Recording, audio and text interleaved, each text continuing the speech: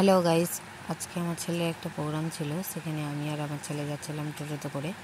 প্রোগ্রামটা কাছেই ছিল, তাই জন্য আমি আর ছেলে যাচ্ছিলাম টোটোতে করে। তাই ভিডিওটা শ্যুট করলাম। ভালো লাগলে তোমরা একটু দেখে লাইক কমেন্ট করো। ফাইনালি আমরা ওখানে গিয়ে পৌঁছলাম। ওখানে একটা রুমে আমরা বসেছিলাম। সেখানে যে যার মতো মেকআপ সেট করছিল, যে যার মতো ড্রেস চেঞ্জ করছিল, সবাই নিজের নিজের মতো করছিল। এটা হচ্ছে বাইরেটা দেখো কত লোক, এত লোক ছিল, প্রচুর ভিড় হয়েছিল। আর এই যে